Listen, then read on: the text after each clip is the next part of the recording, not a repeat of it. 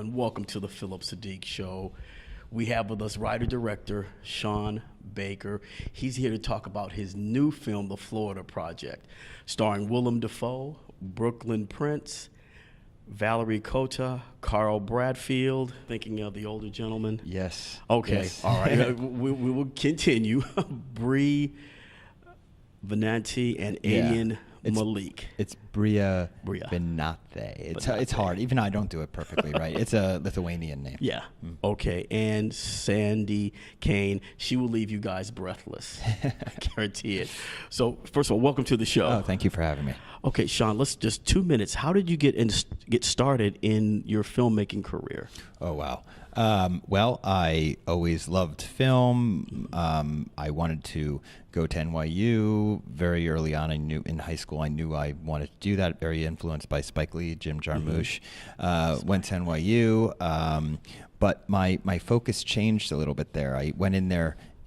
I, of course, love those two independent guys that I just mentioned, but also I had a very mainstream sensibility. But in school, I started to focus more on world cinema. So I graduated, made my little social realist film called Four Letter Words, but it wasn't until I found my way a little bit later with Takeout, Prince of Broadway, and Starlet, where I was focusing on, I think, issues that I thought were important to bring to the screen. So this is actually my sixth film, feature. Yeah. Okay. And I had a television show in there that helped me, I think it supported me, especially helped me pay rent and not have to take a 9-to-5 for many years, and allow me to make these features on the side and pay for the first 3 of them. So yeah, that's the last 20-something years. Okay.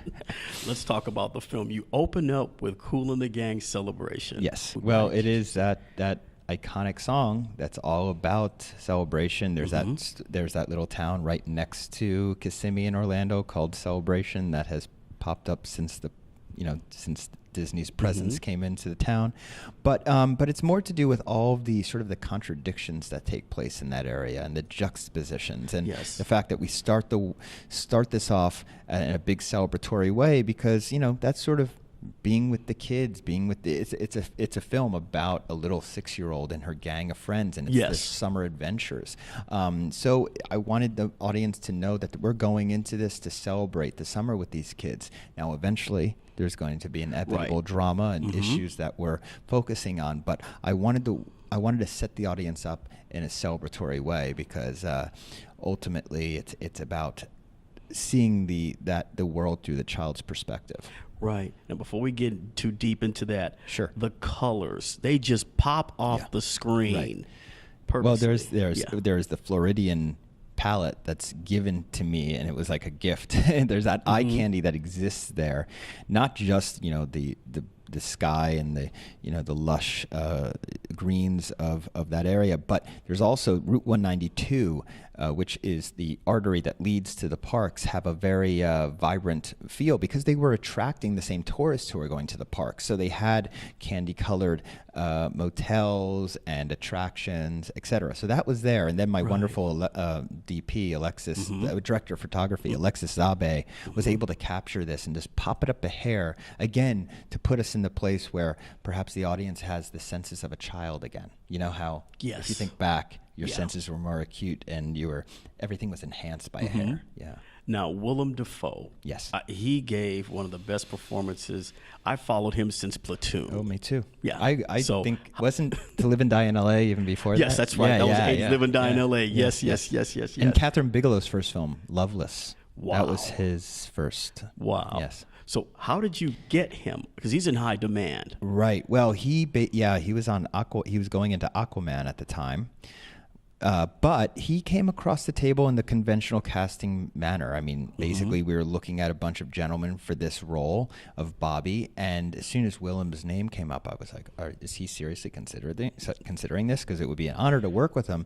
And then I found out that he had seen my previous film, Tangerine, and was interested in working with me. So flew to New York on a red eye because he was only in New York for 24 hours. So I sat down, had coffee just like this, and we got along immediately. He said he wanted to immerse himself and blend in, because I told him he was going to be surrounded with 6-year-olds and first-timers, but he was willing to do it. He wanted to know more about the politics of the area, and he was just the most amazing, transformative actor. Really an honor to work with the guy. His character, he was the manager, plus he was like the surrogate father for all those little wild children. We'll get to them in a moment. No, he definitely became that reluctant parental figure that I wanted him to. I wanted him to have that, because if you think about these motels are now housing basically families with children who, and they are one night away from, if they can't come up with the rate for that night, they could be on the street, literally on the street. So these managers had to deal with the fact that even though they loved these children and loved these families deep inside, they had to keep a distance because of the fact they might be forced to evict one of them. And so I saw the struggle that these gentlemen had, most of the motel managers had inside, and I thought this is what Bobby is all about. He wants to help, but he has to keep a distance. Now, directing the children. Because some have said the language is very edgy language. There's profanity, yes. Yeah, profanity, and I'm looking at it, I'm looking at the context of where they are in their lives, what's surrounding them, and it's almost like the television is raising them. Yeah, in a way. So they're just repeating what they're seeing. That, or, the Mooney, her mother Haley, is a young mom. Haley probably had Mooney when she was 15. Now she's only 22 or 23, and she has a mouth on her. So she's growing up with her mom feeding her this stuff because of the environment. I mean, if you think about it, I don't hold that against Haley. Haley is a product of her environment. She's and doing her the best she could. In the situation that she was in. Plus, a lot of that stuff is actually done for comedic purposes. I mean, there's that behavioral comedy. You hear a foul-mouthed little kid. It can be funny to certain people. But we were very careful about that with our actors, obviously. Brooklyn Prince, Valeria Cotto, Christopher Rivera. We right away, when I first cast them, when I wanted to cast them, I brought the parents into the back room of our casting the back room of this little casting company that we worked at in Orlando called Crowdshot, and we said, I love your children. We would be honored to have them in our film. You have to know, though, that they will be not only hearing profanity, but uttering profanity. Let's talk about this. Let's see if you're okay with it and how to approach it in the most appropriate way and responsible way. We had a wonderful acting coach on this film called, Samantha Kwan. And Samantha really worked with the kids closely, turning the summer into a summer camp for them, getting them to where they understood their characters and the scenes they were in. And we said always, these words are to be used only in the scenes that you're performing in. They're your character's words. They're not good to be used in real life. We're not using profanity here. And you can only use these words between my action and my cut. And that's it. And everybody got it. And the parents were very supportive that way. So that's that. I thought when one of the children said, "You're a thought." I laughed so hard, Sean, because I'm a lot glad of folks, they don't understand what that means. No, most people, and we do have, when eventually the home entertainment version comes out and people turn on their closed captioning or their subtitles, I still don't think people are still going to have to Google that. I don't want to tell you what it means. We won't. You guys, I know exactly when I heard. I was like, oh my goodness, did she say that? Okay, the honeymoon couple. Yes.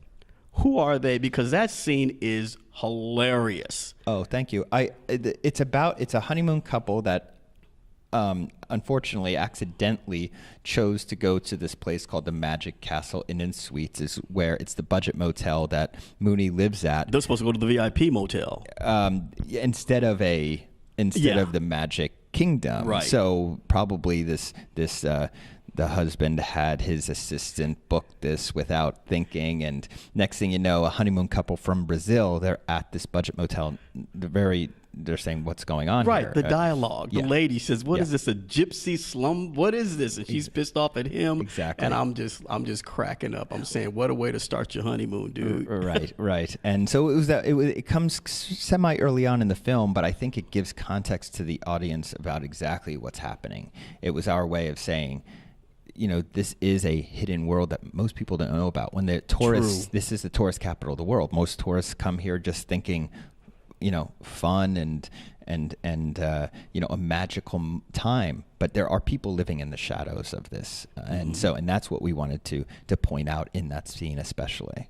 Right, you capture, as I would say, the wild and out Instagram generation. I mean, you really capture it. As I say, most folks don't even know this exists, or they choose to ignore it. I certainly didn't. I didn't know it until my co-screenwriter Chris Bergash brought it to my attention, and there were news articles written about this juxtaposition that I mentioned. The kids growing up in motels right outside what we consider the happiest place on earth for children. So the more research I did, the more I realized this is a national problem. This is not just Kissimmee and Orlando. It's all over.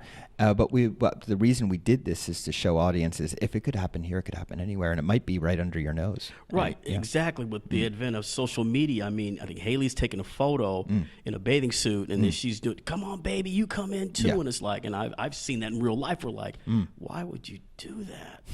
But then that's, like you say, that's that culture, Right. Well, she's in survival mode, and again, she's a young mom, and the thing is about not judging her. See, that's what a lot of audience members are looking to see. Like, do I agree with her parental skills or not? That's not really the point. The point is about having empathy for her and walking in her shoes for a little while, because she's, again. And not to get too heavy in this moment, because it is actually a comedy. That's the crazy part about it. There are funny parts in it. Yeah, but it's about this young mom who obviously never had any parental support, doesn't have any support from whoever Mooney's father is, no formal education. Again, a young mom who has had a criminal record and is unemployable. And what happens at that point? So those are sort of the issues that we're focusing on in the background, and we want the audience to go home thinking about the real Moonies and the real Haleys out there. But for most of the film, for 100 minutes of the film, we want audiences to return to the summers of their youth and laugh with these kids. And that's why I keep bringing up Little Rascals, because actually most of the film, you're laughing and having fun with Little Mooney and being part of her little gang. Yes, our gang. Yes. Before we wrap it up, can you name everyone in our gang? No, absolutely not. There were hundreds. There were hundreds. Okay. But no, the main ones. Spanky, Scotty, Alfalfa, Alfalfa, Darla, yes, Stymie's one of my favorites. Yeah. Oh gosh, Jackie Coogan, Jackie. There's so many. I mean, he's a real fan. Yeah, our gang, baby Peggy. So many of them. Yes, Darlin, Alfalfa. But now you've given me homework. I'm gonna go back and refresh myself. All right. Well, okay, everyone. Writer-director Sean Baker here to talk about the film, The Florida Project. Don't wait for home video, though, because this is a movie to be seen on the big screen. We shot it in anamorphic 35 millimeter, as you mentioned. The colors are gorgeous. Yes, it really brings you to that place. It's a cinematic movie, and so we'd love for people to see it in the theater. Yes, see it on the big screen, you guys. Too bad we couldn't get to who scored the movie, because you have hip hop, you have R&B, you have that Florida sound. So we got to go. Sean, thank you. Thank you so much.